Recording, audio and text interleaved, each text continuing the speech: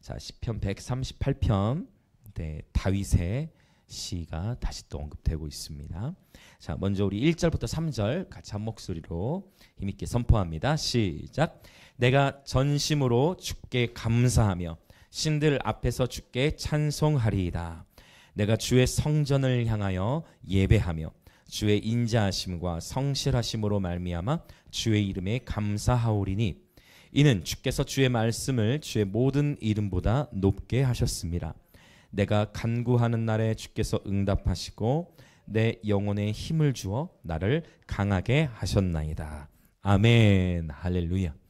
이방의 신들 앞에서 하나님께 전심으로 찬양한다라는 고백은 오늘날에도 적용될 수 있습니다. 지난주에 우리가 137편을 나누면서 바벨론에 대한 메시지를 나누었어요. 그래서 출애굽을 하듯이 출바벨론을 해야 한다라고 선포했죠. 요한계시록 18장 4절에서도 보면 내 백성아 거기서 즉 바벨론에서 나와 그의 죄에 참여하지 말고 그가 받을 재앙들을 받지 말라 선포하였습니다. 할렐루야. 자, 우리 옆에 계신 분들 한번 또 이렇게 인사하실까요? 출바벨론. 좀 어색합니까? 다시 한번 출바벨론. 네, 출바벨론 해야 돼요. 바벨론과 같은 이 세상, 이것을 로마서 12장 2절에서는 이 세상의 풍조라는 표현을 쓰는데 그 풍조가 뭐겠어요? 그 문화를 말하는 거예요. 풍조, 바람이지만 또한 문화를 의미해요. 그 얘기는 이 세상의 문화를 본받지 말고 저와 여러분은 하나님 나라의 문화 가운데 살아가야 합니다. 그리고 그 하나님 나라의 문화가 내 삶 속에 임하고 내 삶 속에 임한 그 하나님 나라의 문화가 저와 여러분의 가정 그리고 학교 또 모든 관계 또 일터 가운데에 운반되어지시길 예수님의 이름으로 축복합니다. 아멘. 네, 그래서 그 하나님의 문화 바벨론과 같은 세상 속에 살고 있지만 세상의 문화에 동화되지 않고 하나님의 가치관, 하나님의 세계가 가지고 살아가는 그러한 예배자 되어지시길 예수님의 이름으로 축복합니다. 이 1절부터 3절의 말씀 다윗은 전심으로 감사하며 신들 앞에서 이방 땅에서 여기서 말하는 신들은 아무래도 이방의 신들을 시편에 나오는 그 이방의 신들을 가리킬 거예요. 그래서 그 이방의 문화 가운데에서도 다윗은 전심으로 하나님께 감사하였다라고 고백하는데요. 여러분 전심으로 감사한다라는 것 이것은 어떤 것일까요, 여러분? 하나님께 전심으로. 여러분 이 전심으로 감사. 우리는 수시로 감사합니다. 식사기도할 때도 보면 공통적으로 하나님 아버지 감사합니다로 시작하고 심지어 저희 주일학교 아이들 항상 아이들의 기도 가운데 하지 말라고 해도 항상 들어가는 기도. 목사님 설교 잘하게 해주세요. 주일학교 아이들 우리 목사 그러면서 여러분 주일학교 왜 강력합니다. 11시 예배 막 할렐루야. 그래서 애들이 앞에 누가 기도했느냐를 따라하게 되니까 그러면서도 아이들이 항상 들어가는 기도 있죠. 감사합니다. 그렇게 우리가 가르치잖아요. 감사를 기도를 가르치는데 감사 기도를 일상화해야 하지만 또한 우리가 형식적으로 감사할 때도 많죠. 그리고 적당히 감사할 때도 많아요. 우리 다음 세대들이 쓰는 표현으로 고마워 하면 영혼이 없는 것 같은데 이런 표현 들어보셨나요? 영혼이 없는 것 같다. 뭐 이런 표현. 그렇죠? 벌써 다 나오죠? 아이들이 영혼이 없는 것 같다. 뭐 이런 표현을 여러분 다음 세대들이 쓰는데 전심으로 감사한다는 것. 이것은 형식적인 감사가 아니고 적당히 감사하는 것이 아니고 나를 위하여 자기 자신을 버리신 예수님. 나를 사랑하사 나를 위하여 자기 자신을 버리신 그 예수님께 전심을 다한 감사인 줄 믿습니다. 여러분 그래서 항상 내 삶 속에 고난 가운데 있다 할 때는 언제든 십자가로 나아가셔서 십자가 속에서 동일시를 하십시오. 예수님이 가신 길을 묵상하십시오. 할렐루야. 갈라디아서 2장 20절에 보면 내가 그리스도와 함께 십자가에 못 박혔나니 죽음을 가리키죠. 그렇죠? 못 박혔나니 그런즉 이제는 내가 사는 것이 아니요 오직 내 안에 그리스도께서 사시는 것이라. 나는 이미 죽었는데 내 안에 그리스도의 생명이 운행하세요. 이제 내가 육체 가운데 사는 것은 나를 사랑하사 나를 위하여 자기 자신을 버리신 하나님의 아들을 믿는 믿음 안에서 사는 것이라. 죽었고 그리고 다시 믿음 안에 살아요. 죽었지만 부활한 줄 믿습니다. 영적 부활의 의미죠. 아주 우리 육체는 썩을 육체를 입고 있습니다. 그러나 그리스도와 함께 십자가에 못 박혀 죽은 자들, 아멘, 예수께서 십자가에서 행하신 일을 믿고 그와 함께 십자가에서 죽은 자들은 이미 살아있는 줄 믿습니다. 그리스도 안에서 죽은 자들은 그리스도 안에서 또한 살아있는 줄 믿습니다. 아멘. 지금도 그 예수 그리스도 안에서 영원한 생명을 누리도록 주님은 십자가에서 다 이루셨습니다. 제가 갈라디아서 2장 20절 참 좋아하고 여러분도 좋아하실 건데 저의 생일 번호와 똑같기 때문에 2월 20일과 2장 20절, 특별히 갈라디아서 2장 20절 저에게 주신 하나님의 말씀을 생각하고 십자가의 여정을 늘 묵상하죠. 죽음과 부활이 이 한 절 안에 다 들어 있습니다. 여러분 축복합니다. 저와 여러분은 예수 그리스도와 함께 십자가에서 죽은 자들입니다. 그리고 우리는 다시 거듭났습니다. 그리고 바로 하나님의 아들, 바로 예수 그리스도를 믿는 믿음 안에 살아가는 예배자들입니다.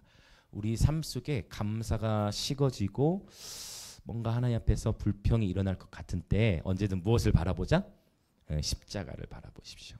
예수님께서 나를 행하신 일, 그것을 깊이 묵상할수록 우리 심령에서부터 주님께서 더 깊은 감사가 흘러나오도록 주님 인도하실 것입니다. 다윗이 전심으로 주께 감사하였듯 저와 여러분의 인생의 모든 시간들 속에 전심으로 하나님께 감사드리며 살아가는 예배자들 되시길 축복합니다. 아멘.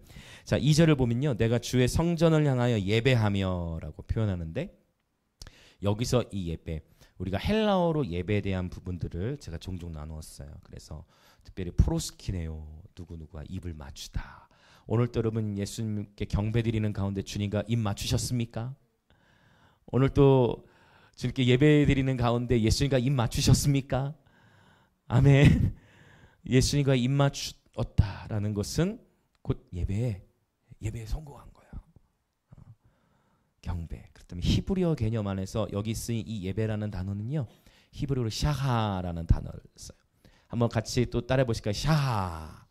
이 샤하는 엎드리다라는 그런 의미가 있어요. 엎드리다 또는 절하다. 그래서 우리가 하나님 앞에 예배 드리는 다양한 방식들이 있지만 특별히 주님 앞에 엎드려서도 경배드리고 엎드려서 예배 드릴 수 있다라는 것입니다.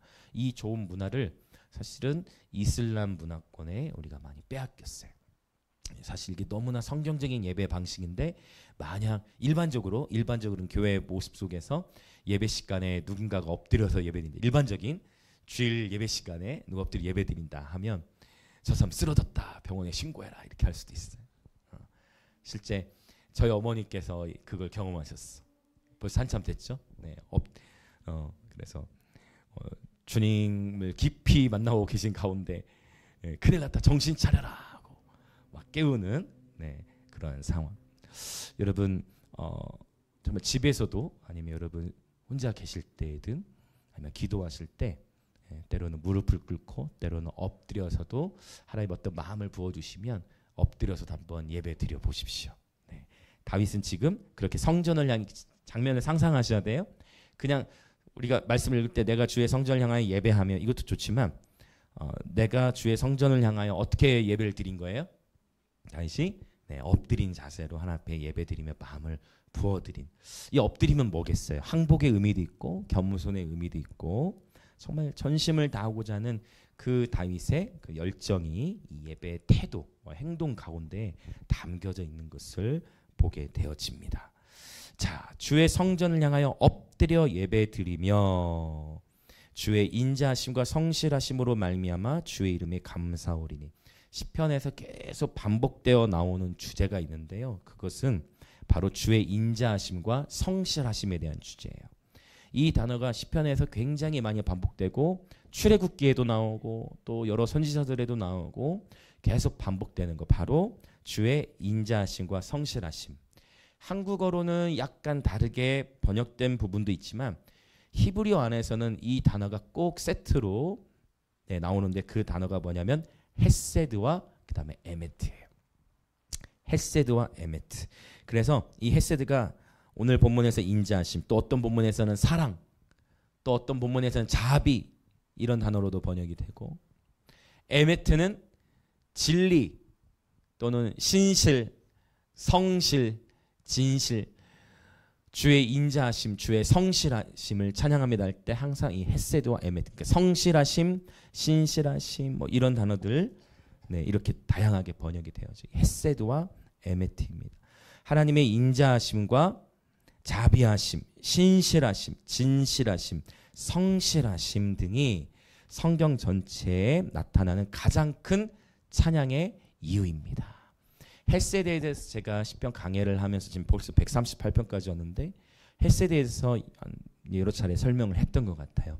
이 헤세드는 단순한 하나님의 인자, 단순한 하나님의 어떤 사랑이 넘어서서 언약적인 사랑, 바로 예수님께서 우리에게 보여주신 그 사랑, 죽음을 넘어서는 사랑, 기꺼이 죽음을 선택할 수 있는 그러한 사랑. 근데 이 헤세드의 사랑이 흥미롭게도 다윗과 요나단의 관계 안에서도 이 헤세드가 쓰였다라는 것이 굉장히 흥미로워요. 그래서 다윗과 요나단이 서로를 자기 자신처럼 사랑하였다라는 그런 표현이 있어요.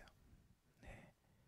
그렇죠. 그래서 저렇게 보면은 많은 친구들을 사귀는 것도 의미 있을 수 있어요. 폭넓게 많은 친구들을 사귀는 것도 의미가 있을 수 있지만 이 한두 명의 이 다윗과 요나단처럼 그런 정말 그 한 명, 그런 어떤 믿음의 동역, 정말 함께 서로에게 다윗이 되어주고 서로에게 요나단이 되어줄 수 있는 그러한 다윗과 요나단과의 관계와 같은 언약적인 관계 안에 있는 그런 관계, 그런 만남의 축복이 저와 여러분 모두에게 있으시길 예수님의 이름으로 축복합니다. 아멘. 그런 의미에서 제가 자주 이렇게 외부 사역 나가면 했던 그런 인사가 있는데 한번 또 우리도 한번 해봅시다. 제가 당신의 요나단이 되어 드리겠습니다. 한번 해보실래요? 옆에 분들에게 한 번 더. 제가 당신의 요나단이 되어 드리겠습니다. 습관적으로 청소년 캠프에서 내가 너의 요나단이 되어 줄게 이렇게 하다 보니 내가로 나오는 것 같아. 언약적인 사랑. 함께 서로를 섬기고 서로를 더 배려하면서 그리스도 안에서 함께 버무러져가는 사랑. 이 헤세드의 사랑이 우리 하나님의 모든 예배자, 중보자 여러분들의 삶 가운데 가득히 부어지시길 축복합니다. 이 언약적 사랑이 관계적으로 풀어지기 위해서는 먼저 주님으로부터 우리가 사랑을 충만히 받아야 되는 것 같아요. 할렐루야. 주님으로부터 먼저 이 헤세드의 사랑을 충분히 받고 누릴 때 우리 속에서부터 이 사랑이 흘러가는 것 같습니다. 여러분 어떻습니까? 우리가 정말 주의 임재 가운데 있을 때, 하나님의 은혜를 풍성히 누릴 때는요, 많은 것들이 용납될 거예요. 주님의 임재 가운데 있을 때 막 경이로운 주님의 임재, 달콤한 주님의 사랑 경험하고 났을 때는 막 용납이 그래? 알겠어 이렇게 넘어가질 수 있는데, 그러나 자꾸 우리의 삶 가운데 누구나 다 똑같아요. 분주함이 오고 좀 어떤 내가 예측하지 못한 어려운 일들을 겪으면서 당황하기 시작하고, 또래는 육체적으로 피곤하고 그런 일들이 여러 가지가 겹쳐지게 되면, 그쵸? 주님을 묵상하고 주님과의 관계를 조금 놓치고 있는 그 짧은 찰나에 우리가 실수하기 쉽고, 또 언어적 실수하기도 쉽지만, 특별히 어떻게 돼요? 우리 속에서부터 하나님의 사랑이 흘러가야 되는데 그게 아니라 우리의 혼적인 생명이 흘러가게 되는. 그래서 하나님의 마음으로 대하는 것이 아니라 나도 모르게 우리 속에서, 진짜 그렇지 않아요? 육체도 피곤할 특히 그렇지 않습니까? 저를 포함하여 우리 모두에게 해당이 되어지죠. 하나님의 사랑이 언제나 흘러 넘치시길 축복합니다. 네, 그래서 여러분 오늘 또 이 헤세드의 사랑, 다윗이 계속 하나님을 찬양할 때 이 주의 인자하심과 신실하심을 찬양하는데, 우리가 잘 아는 시편 23편에서도 보면 23편 바로 마지막 6절에도 역시 또 이 인자하심, 주의 선하심과 인자하심, 역시 또 헤세드를 언급. 그러니까 단어는 한국말로는 바뀌어지지만 결국은 똑같아요. 주님의 그 헤세드의 사랑이 너무 놀라운 표현이죠. 주의 선하심과 인자하심이 굉장히 놀라운 표현이에요. 그러니까 내가 헤세드와 이 에메트, 내가 주의 선하심과 인자하심을 따라갑니다라는 고백이 아니고, 주의 선하심과 인자하심이 정녕 나를 따르리니. 와, 너무 놀랍지 않습니까? 주의 선하심과 인자하심이 정녕 나를 따르리니 내가 여호와의 집에 영원히 거리로다. 할렐루야. 어떤 성경의 번역본은 내가 여호와의 임재 안에 영원히 거리로다 라는 그런 표현을 썼는데요. 여러분 옆에 분들 향해 한번 축복합시다. 주의 선하심과 인자하심이 당신을 정녕 따를 것입니다. 아멘, 아멘. 여러분 할 수만 있으면 축복의 말씀들을 많이 선포하시길 바랍니다. 아멘. 네, 이 인자하심과 자비하심, 이 헤세드와 에메트, 이 표현이 선포되는 곳들마다 흥미롭게도 하나님의 영광이 가득히 부어진 그 어떤 상황 속에는 이 선포가 항상 따라갔었어요. 이 선포가 먼저 나타나든지 아니면 하나님의 영광이 임하신 이후에 또 그분의 선하심을 찬양하든지. 특별히 역대하 5장의 말씀에 보면 예배자들, 제사장들이 하나님을 찬양합니다. 그때 어떻게 찬양해요? 바로 이 주의 선하심, 주의 인자하심을 찬양할 때 여호와의 영광이 그 전에 가득해서 제사장들이 능히 서서 섬길 수 없었더라라고 역대 5장은 선포해요. 역대 20장에서도 똑같이 이때는 전쟁의 상황인데 그 영적 전쟁의 한복판에 예배자들, 노래하는 자들이 서서 노래했던 그 노래의 제목이 뭐냐면 하나님 우리 살려주세요라는 고백이 아니었어. 하나님 우리 살려주세요라고 기도하지 않고 어떻게 기도를 했냐면 어떻게 노래했을까요? 말씀에 보면 여호와의 선하심을 노래했다고 표현해요. 할렐루야. 그리고 테일라가 있었어. 즉흥적인 새 노래로 그분의 선하심을, 그분의 인자하심을, 그분의 그 경이로우신 언약적인 사랑, 무조건적인 사랑. 그렇죠? 헤세드는 무조건적인 사랑으로도 또 볼 수 있어요. 무조건적인 사랑으로 그 무조건적인 사랑으로 함께 하시는 그분을 찬양하는 거예요. 무조건적인 사랑. 그분의 선하심, 그분의 인자하심을. 그렇게 할 때 주님께서 놀라운 삶의 승리를 부어주셨던 것을 볼 수 있습니다. 그래서 하나님의 영광이 실제적으로 나타난 본문들에는 항상 이렇게 주의 선하심과 인자하심을 찬양하는 그러한 문화들이 있었다라는 것입니다. 그래서 저와 여러분의 찬양의 동기, 예배의 동기도 그분의 선하심이 되어지시길 축복합니다. 그분이 나를 얼마나 사랑하시고 그분이 나를 어떻게 용납하셨고 그분이 나를 어떻게 부르셨는지 그분의 사랑을 더 많이 묵상함으로 말미암아 그분의 사랑을 더 많이 찬양하는 저와 여러분 되어지기를 원합니다.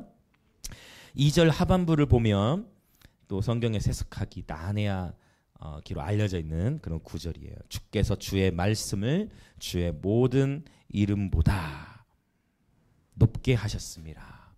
저를 포함하여 이 말씀, 자 주의 말씀을 주의 모든 이름보다 높게 하셨습니다라고 했을 때 이전에 주석제 때, 그러니까 원문으로 보는 책이 아니라 그냥 이 말씀을 그대로만 보면 비교하는 느낌이죠. 그래서 어떻게 보여집니까? 주의 말씀과 무엇을 비교하는 것 같아요? 주의 말씀과 주의 이름을 비교하는 것으로 보여지기 때문에 저도 역시 이 본문을 물론 그렇게 해석할 수 있죠. 왜냐하면 우리는 당연히 우리에게 주어진 한글 성경이 이렇게 표현되어져 있으니까 주의 말씀이 주의 이름보다 높다. 그래서 주의 이름도 위대하시지만 주의 말씀이 가장 큰 권위가 있다라는 표현으로 성경의 이제 위대함, 기록된 말씀의 위대함을 표현할 때 이 구절을 많이 인용하기도 하는데, 근데 이제 이 문장을 히브리어로 쭉 깊이 이제 연구를 해 보니까 보통은 히브리어에서 비교하는 문장이 쓰이면 전치사 민이라는 어떤 단어가 들어가는데 그 단어가 없고 이 본문 안에 말씀이라는 단어하고 또 이름, 그러니까 쉔은 이름이에요. 그리고 여기 쓰인 말씀은 일반적으로 쓰인 따바르라는 단어가 아니라 아마르, 임라라는 단어를 쓰는데 흥미롭게도 이 두 단어를 뒤에다가 붙여놨어요. 그래서 이거를 이제 히브리어로 연구를 해보면서 보면 어떻게 볼 수가 있느냐? 주께서 높이셨는데 주의 말씀과 주의 이름을 높이셨다. 이렇게 볼 수가 있어서 이렇게 번역한 한글 성경이 없을까를, 그러니까 히브리어 원문에 가깝게 번역한 성경이 없을까를 보면서 혹시 제가 예전에 한 번씩 언급했던 표현이 그래도 히브리어를 좀 잘 번역해서 우리가 그러니까 히브리어를 한국어로 번역한 성경 중에 새번역 성경이 괜찮다라는 표현을 제가 몇 번 한 적이 있는데 그래 정말 새번역 성경을 찾아봤더니 새번역 성경에서 이렇게 번역을 해놨더라고요. 그래서 이거 히브리어로 봤을 때 이렇게 번역하면 좋겠다 하고 진짜 찾아봤는데 정말 새번역 성경의 번역이 이와 같은 의미로 되어져 있어요. 그래서 주님의 이름과 말씀을 모든 것보다 주의 이름과 말씀을 모든 것보다 더 높이셨습니다 라고 번역이 있어요. 그러니까 이렇게 되고 나니까 이 본문이 한글 성경으로 봤을 때는 저도 이 히브리어로 이 본문을 깊이 들여다보기 전까지는 그냥 이 단어대로 그냥 주의 말씀이 모든 이름보다 더 권위가 높다 이렇게만 이해했고 사실은 그렇게 나온 주석들이 많아요. 네, 원문으로 들어가지 않았던 책들은. 그러나 저도 인정하는 거예요 지금. 네, 그땐 제가 몰랐으니까. 그러나 히브리어로 깊이 성서신학에서 연구를 보니까 역시 주의 이름과 말씀을 다른 모든 것보다 높이셨다라고 하니까 어렵지 않고 오히려 더 큰 은혜가 부어지는 것 같아요. 아멘. 그 이해되시죠? 네, 그래서 다시 한번 추천드리는 거는 여러분 한글 개혁성경 보다가 조금 이거 번역이 이상하다 싶으면 새번역 성경을 추천드립니다. 네, 바른 성경, 바른 성경 좋습니다. 네, 그래서 바른 성경을 제가 읽어보진 못했지만 그래서 그렇게 좀 참고하는 것도 의미가 있는 것 같아요. 물론 우리가 한국 개신교 전 대부분이 개혁 개정을 쓰고 있지만 새번역 성경 참고하시면 이런 때 좀 유익함이 있는 것 같습니다. 그래서 주님께서는 주의 말씀과 주의 이름을 높이셨다라고 우리가 볼 수 있다라는 거예요. 자, 우리 4절과 5절 같이 읽어보겠습니다. 시작. 여호와여 세상의 모든 왕들이 주께 감사할 것은 그들이 주의 입의 말씀을 들음이오며 그들이 여호와의 도를 노래할 것은 여호와의 영광이 크심이니이다. 아멘. 다윗이 개인의 예배를 드리다가 이러한 장면이 다윗의 시간에 참 많이 나타났는데 저와 여러분도 비슷한 부분이 있어요.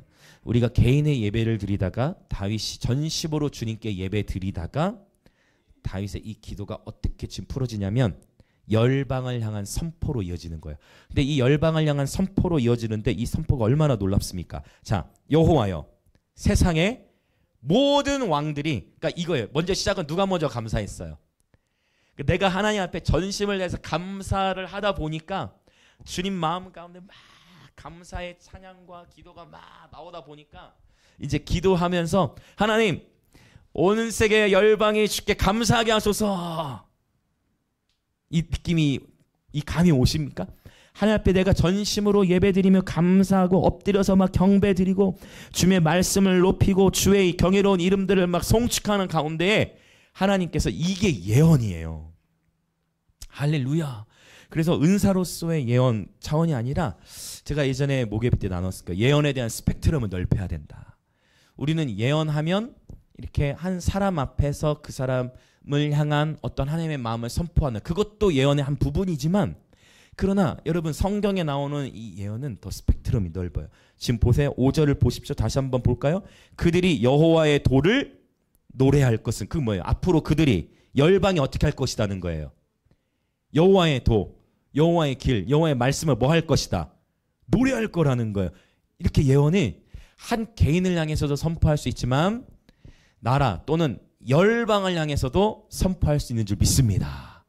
그래서 우리가 하나님 목요일 때도 부르는 이 찬양의 고백들, 이 가사들 보시면 예수 그리스도의 왕되심을 선포하고 이렇게 보면은 주님 다시 오시기 전에 우리는 예배 회복을 선언하잖아요. 하박국에서 말씀하셨던 주의 찬송 소리가 온 땅 가운데 가득할 것이라는 이것도 또한 예언적 선포죠. 이 말씀이 이루어질 것이잖아요. 아멘. 반드시 그렇게 될 건데 요즘 나오는 찬양들의 가사를 보시면 친밀함의 노래로 봤을 때는 굉장히 주님께 사랑을 고백하는 게 굉장히 섬세, 굉장히 달콤해. 표현이 되게 구수해. 그러니까 구상 좀 어려운 표현이네. 표현이 되게 너무 아름답고 되게 친밀한 느낌이 드는 그런 형용사적인 표현들이 참 많고 또 다른 한 측면 하나님의 나라를 막 예수님의 왕되심을 선포하는 노래들도 보면 이 가사들이 굉장히 뭐라고 할까요? 성경적이고 복음적이고 아주 담대한 그런 선포의 찬양들이 굉장히 많아져요. 그래서 우리 이제는 적어도 이제 우리 하나님 예배자분들 또 하나님의 중보자분들에게는 이제 우리가 이 하나님에서 부르는 찬양들을 계속 하다 보면 처음에는 모든 곡을 몰라. 부르는 처음 시작할 때부터 끝날 때까지 나오는 곡 아는 곡이 하나도 없어.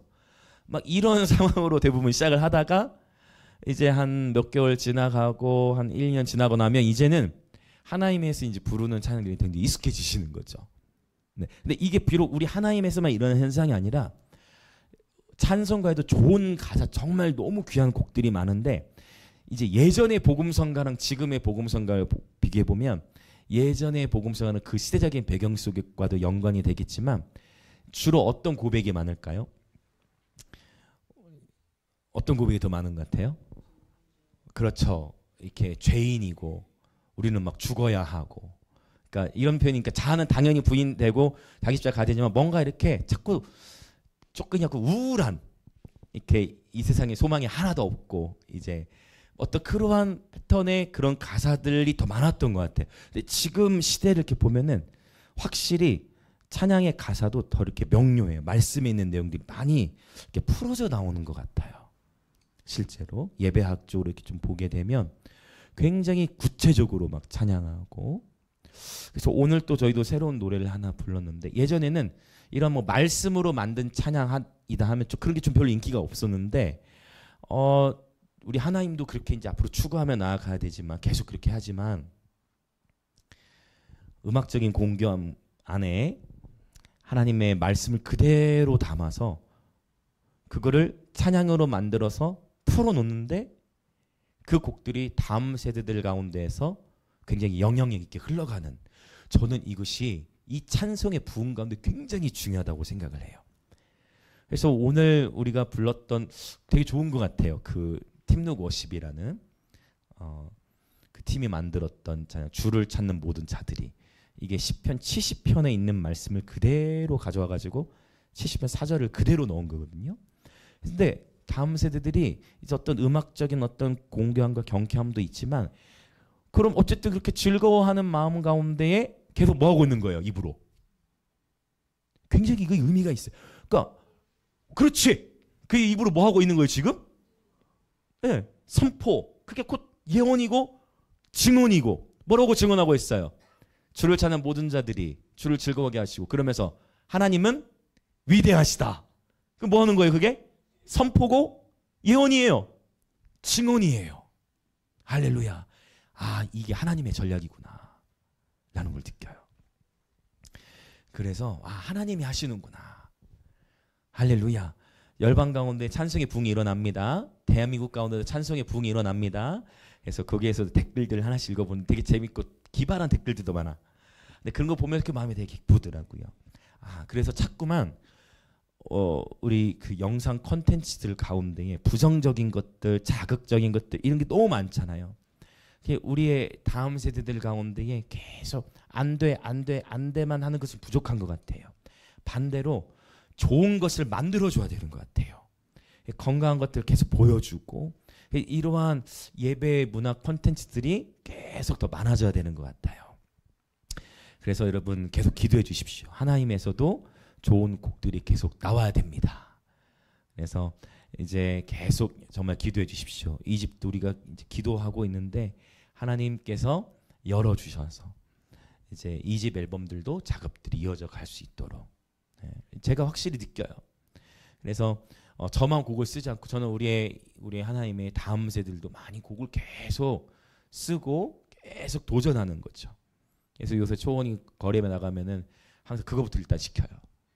초원이 이 집 앨범에 들어가. 너무 이거 스포를 많이 하는 게 아닌가 싶기도 한데, 이렇게 예전에는 공원의 분위기가 예전에 어떤 분위기였냐면 제가 찬양하면은 이렇게 사람들이 막 이렇게 모여지고 하는 분위기인데 이제 바뀌었어.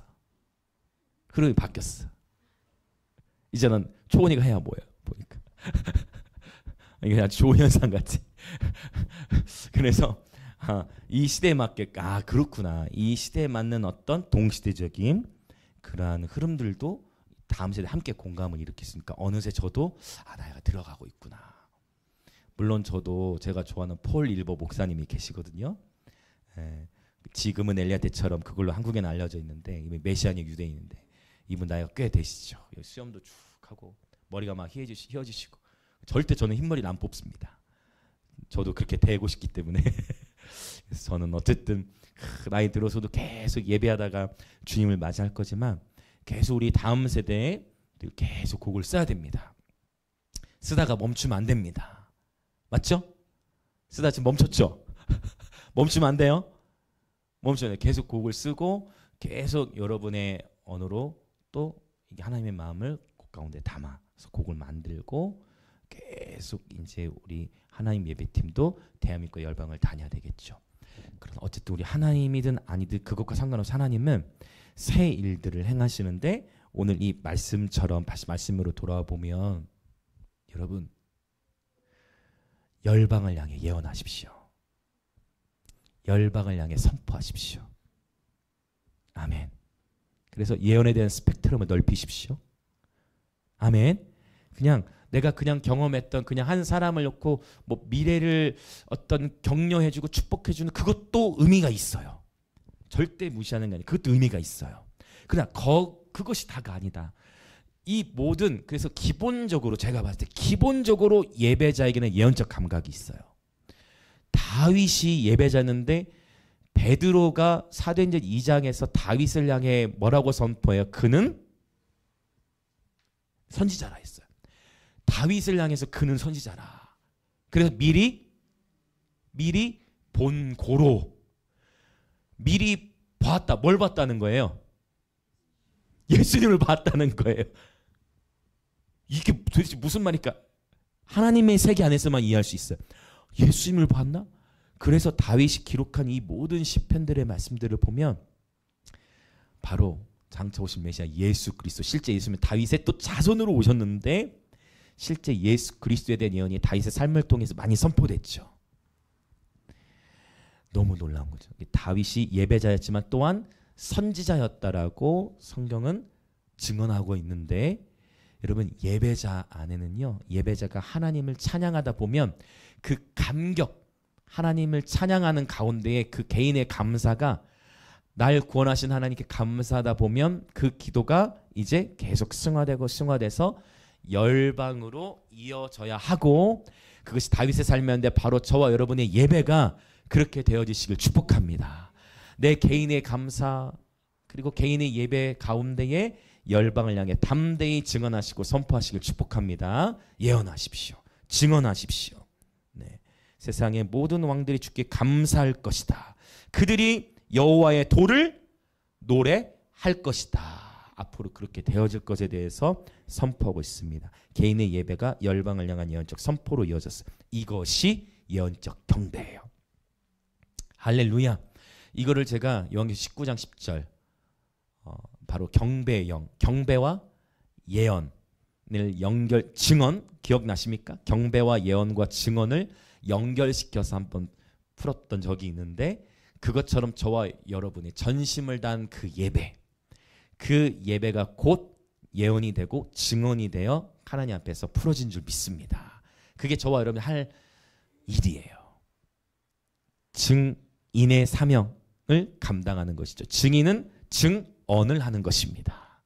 저와 여러분이 경험한 그 하나님을 선포하고 노래하시기 축복합니다. 그리고 저와 여러분이 경험한 그 하나님을 노래로 우리 풀어내는 모든 하나님의 예배자들 되시길 축복합니다. 주님 창조의 영을 부어 주옵소서. 아멘. 열방을 향해 선포합니다. 그래서 전심을 다한 예배가 열방을 향한 예언적 경배로 이어지는 것을 보게 됩니다. 이러한 분위기 속에서 이제 6절을 한번 보겠습니다. 6절 시작.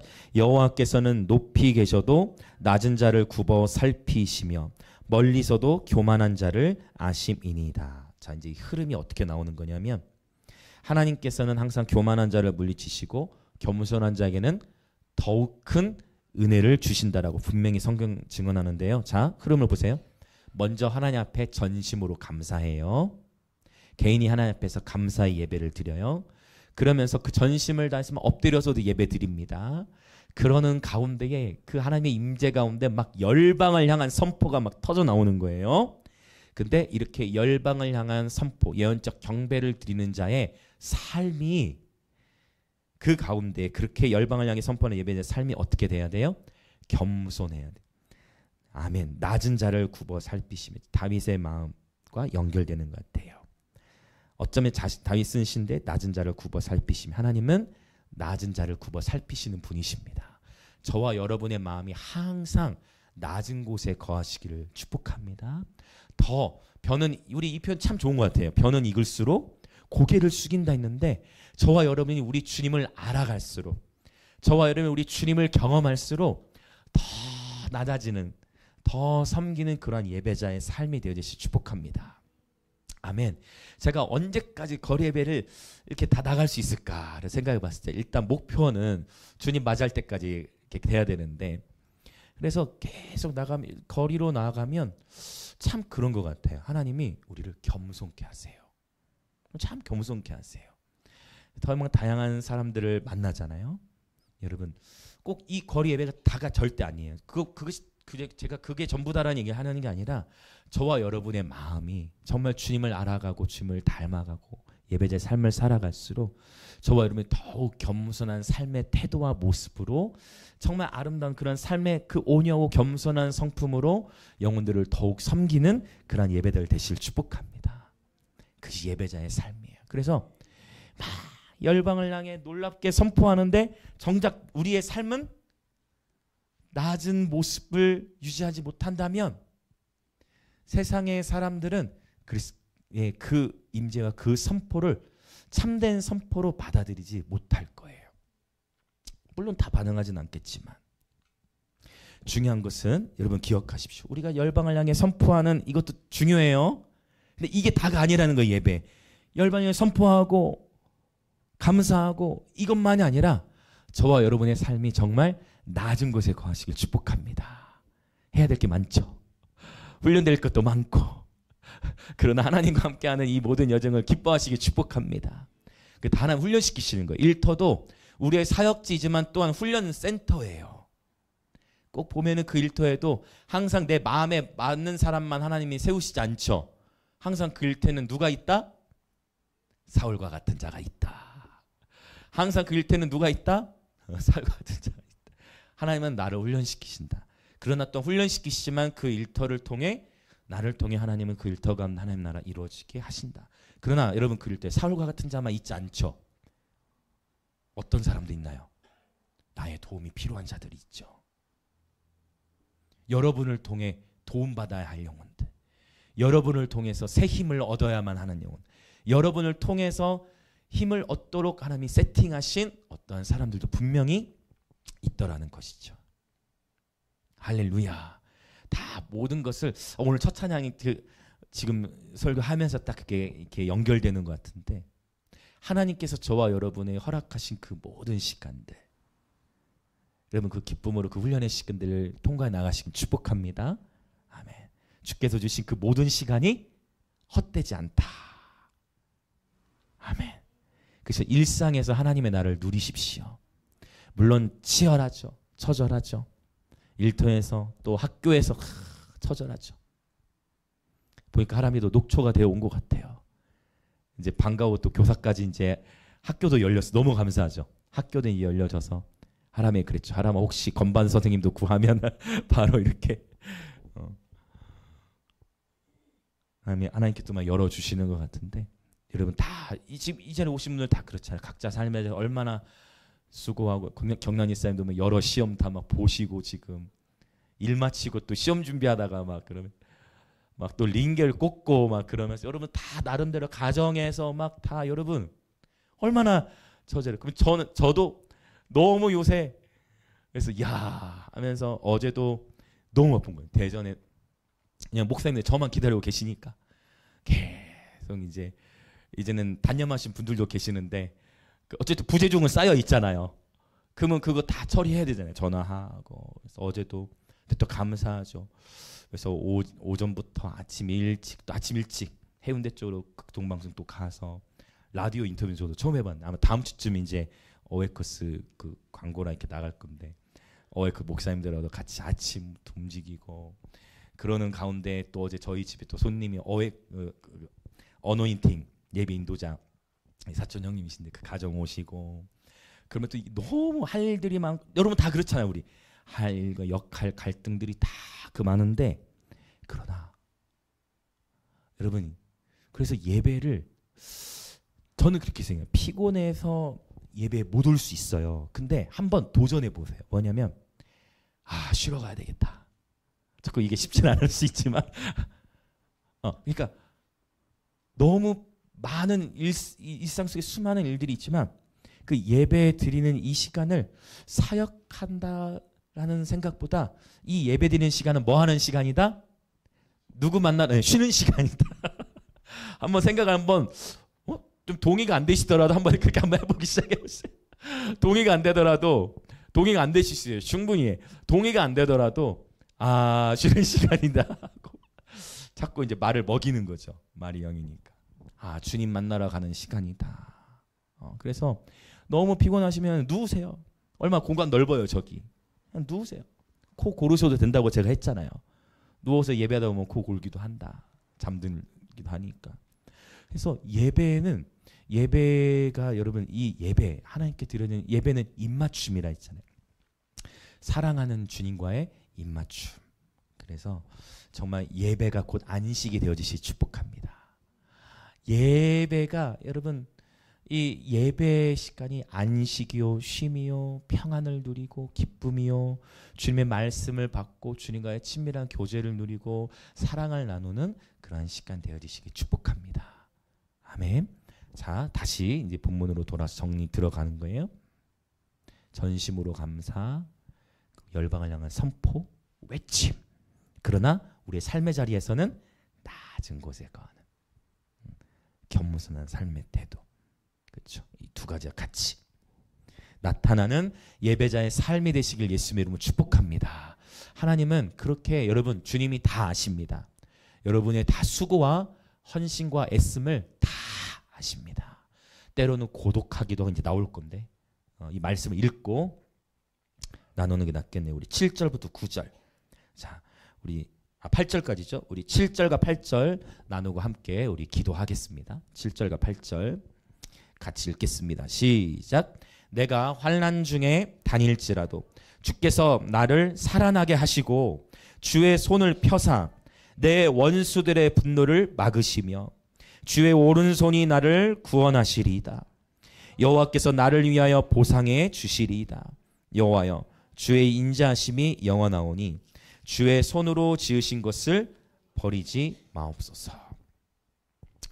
여러분, 우리가 한계를 마주할 때가 있는 것 같아요. 인생 살아가면서 한계. 내 힘으로는 안 된다. 근데 내 힘으로 안 되는구나를,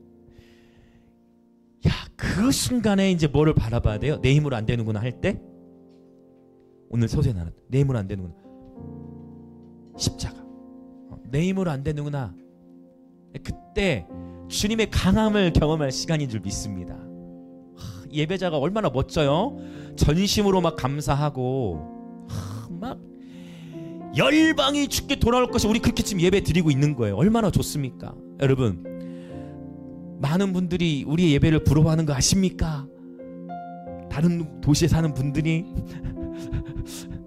이 도시에 사는 사람들이 모를 수 있지만, 여러분, 이 예배를 얼마나 사모하는 줄 아십니까? 여러분, 정말 여러분, 모든 교회들이 춤추는 걸 허용하지 않습니다. 모든 교회들이 여러분 이게 뛰지 않습니다. 여러분, 그럼 우리에게 하나님이 이렇게 자유함을 주셨어. 근데 중요한 건 바로 하나님이 이렇게 막 위대한 선포, 어마어마한 선포와 이런 예배 가운데서도 다윗이 선언한 게 뭐예요? 낮은 자를 굽어 살피사. 근데 더 나아가서 뭐예요? 지금 다윗은 뭐가 있어요? 지금 내가 환난 중에 다닐지라도, 이렇게 전심으로 감사하는 것이 내 삶에 아무 문제가 없어서가 아니고 막 열방을 향해 선포하고 하는데도 불구하고 여전히 저와 여러분의 인생 가운데 환난이 있다는 거예요. 그리고 또 뭐가 있어요? 내 원수들의 분노. 우리가 그렇게 예배자로 살아가는 데 있어서 하나님과 관계를 누리며 살아가지만 여전히 원수들의 조롱과 또 분노, 여러분 치열한 삶의 자리에서는 정말 각양각색의 여러분 각자 삶의 자리에서 경험하는 그 수많은 어떤 어려움들이 있다라는 것이죠. 그런데 여기서 놀라운 것이 7절 8절에 보면 손이라는 단어가, 주의 손이라는 단어를 3번이나 반복해. 주의 손, 오른손, 또 주의 손. 주님의 손, 또 특별히 주님의 손은, 특별히 오른손은 나의 의로운 오른손으로 너를 붙들리라. 환난 가운데서 주님께서 저와 여러분을 붙들고 보호하신다는 거예요. 이 오른손은 능력의 손이요 보호의 손입니다. 그러니까 환난 가운데 있고 원수가 막 분노해서 우리가 주님을 닮아가는데, 원수는 더 시기하죠. 주님을 닮아가는데 자꾸 세상에서는 어쩌면 일이 더 꼬일 수도 있어. 나는 주님 예배자로 살아가기로 결단했는데 막 처절한 전쟁이 막 더 일어날 수 있어. 근데 그때 물러서지 마시길 예수님으로 축복합니다. 막 전심으로 감사했으면, 아니 목사님 선포했잖아요. 감사하면 문이 열린다고. 그러면 전심으로 감사하고 막 선포하고 예배하는데 더 전쟁이 치열한데요 목사님 할 수도 있어요. 근데 그때도 여러분, 그럼에도 불구하고 그때 이제 우리의 노래 가운데 나와야 돼요. 뭐요? 헤세드. 주님은 선하시다. 주님은 인자하시다. 이때가 노래해야 될 때인 거예요. 그러니까 전쟁터의 한복판에서 노래하는 자들이 나아가서 거기서 여호와께 감사하세 그는 선하십니다 할 때 주님이 비록 승리를 주셨듯, 어쩌면 내가 기대하는 타이밍에, 내가 원하는 타이밍에 돌파가 빨리 오지 않을 수 있지만, 그럼에도 불구하고 계속 저와 여러분은, 다윗이 그랬죠. 주께서 내게 줄로 주신, 이것도 다윗의 시예요. 16편. 주님이 나를 부르신 그 자리에서 주님께 예배하고, 더 전심으로 주께 예배하고, 열방을 향해 선포하고, 그러면서 환난과 또 원수들의 분노를 경험하지만, 그럼에도 다윗이 신뢰하는 것은 무엇이냐면 주의 손이 나를 붙드신다.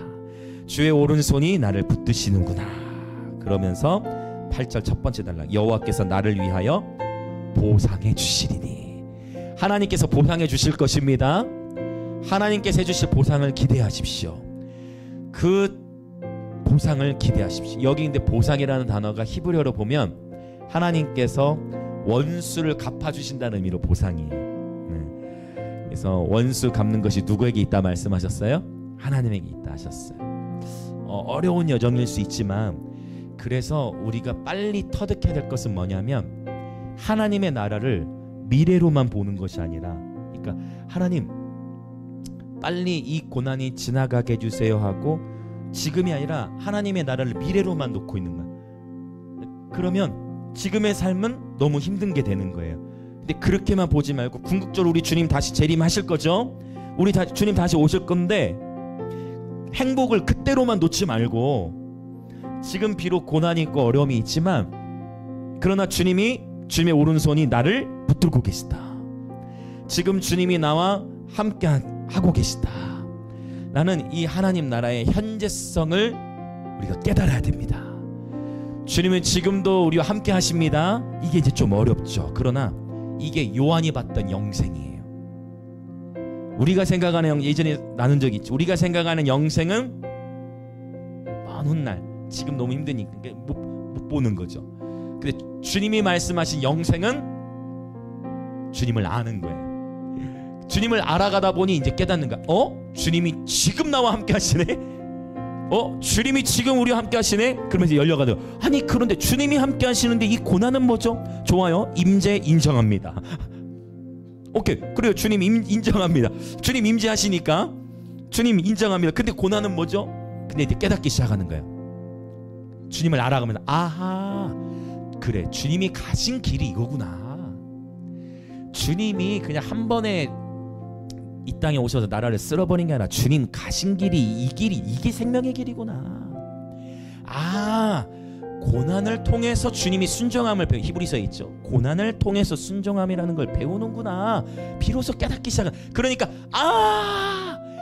이거구나. 주님이 가신 길을 깨닫기 시작하고 주님이 하신 방법을 깨닫기 시작하고 주님을 알아가기 시작하니까 비로소 하고 이해되기 시작하고 그 영원한 생명을 누리기 시작하는 거죠. 여러분 축복합니다. 지금도 주님 우리 함께 하시고 저와 여러분을 굽어 살피고 계십니다. 주님의 의로운 오른손이 저를 붙들고 계십니다. 주님이 함께 하십니다. 고난 가운데서도 주님이 함께 하십니다. 할렐루야. 그리고 주님이 보상이라는 단어가 오늘 되게 좋은 것 같아요. 주님께서 보상해 주실 것입니다. 하나님이 해주실 보상을 기대하십니까? 하나님께서 보상해 주실 거예요. 하나님을 온전히 신뢰하는 저와 여러분 되었으면 좋겠습니다. 여기까지가 다윗의 예배자의 삶의 여정이었습니다. 함께 이 시간 기도하길 원해요. 하나님 아버지, 자, 다윗이 했던 전심을 다한 감사, 열방을 향한 선포, 할렐루야. 이미 이렇게 우리가 예배하고 있는데 이제 더, 그렇구나, 여기서 끝이 아니구나. 그래, 낮은 곳에 우리의 마음이 거하게 하시고, 그래, 환난이 있지, 그러나 주님이 우리와 함께 하시지. 원수들이 자꾸 나를 분노하네. 그래, 하나님께서 보상해 주실 거야. 하나님의 의로운 오른손이 나와 지금 함께하고 계시지. 라는 이 강한 확신 속에서 오늘 또 저와 여러분은 노래하는 것입니다. 헤셋 에메트, 주의 선하심과 인자하심, 또는 주의 인자하심과 성실하심이 크도소이다. 주님은 선하십니다. 그렇게 예배하며 살아가는 저와 여러분의 인생 가운데에 다윗이 경험했던 놀라운 하나님의 임재뿐만 아니라 먼 훗날에 가서야 하나님이 어떤 축복을 경험하는 게 아니라 바로 지금 그분의 임재 안에서 그분이 함께 하심을 누리십시오. 바로 지금, 미래적으로만 하나님 나라를 보지 마시고 바로 지금 우리와 함께 하시는 주님을 누리십시오. 이것이 임마누엘. 마태복음 1장에서 그 임마누엘, 하나님이 우리와 함께 하시고, 마태복음 28장 마지막에도 내가 세상 끝날까지 너희와 항상 함께 있으리라.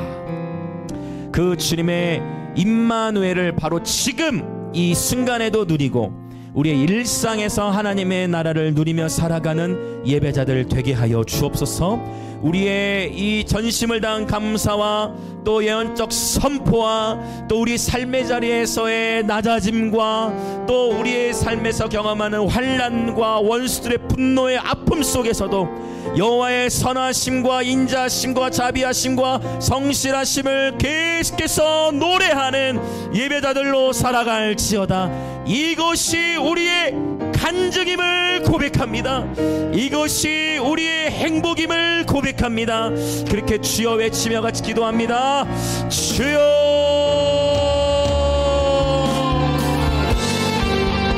아멘, 아멘, 아멘, 할렐루야. 오늘 이 다윗의 시가 우리의 삶의 고백이 되게 하여 주시옵소서.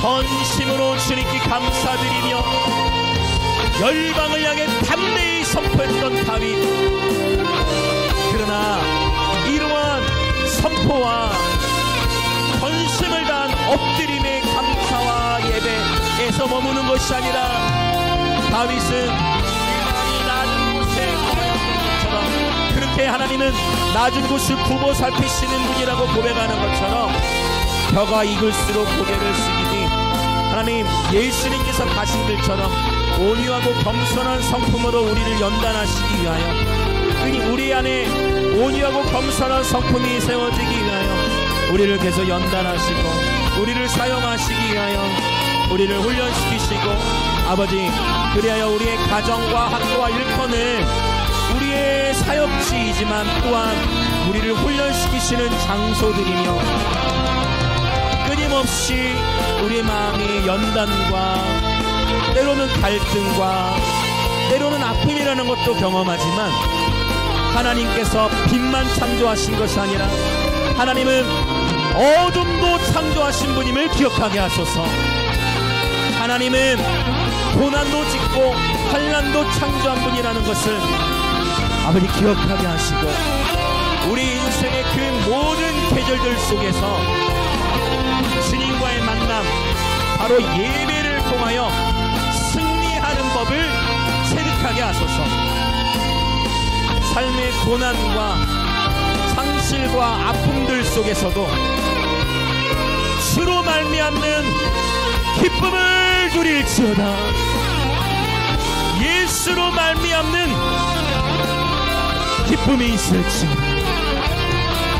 이 영원한 생명을 먼 훗날에만 기대하는 것이 아니라 그날이 다가옴을 사모하되 바로 지금 이 순간 이 자리에서도 우리와 함께 하시는 주님을 누리며 예배하게 하셨습니다. 우리의 예배가 공연이 되지 않게 하시고 우리의 예배가 아버지 진정한 주님과의 만남이 되게 하시고 우리의 예배가 무겁고 힘든 것이 아니라 우리의 예배가 예수님 안에서의 쉼, 이 시간이 주님과의 교제, 주님과의 만남, 주님과의 입맞춤이 되어 이 시간을 통해 주님을 누리고 하나님의 나라를 누리고 하나님을 경험하는 그러한 예배자의 삶이 되게 하여 주시옵소서.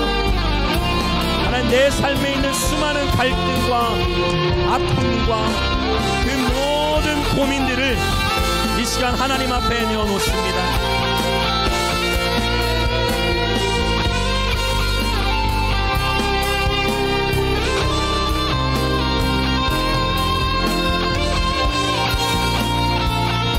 하나님을 온전히 신뢰합시다.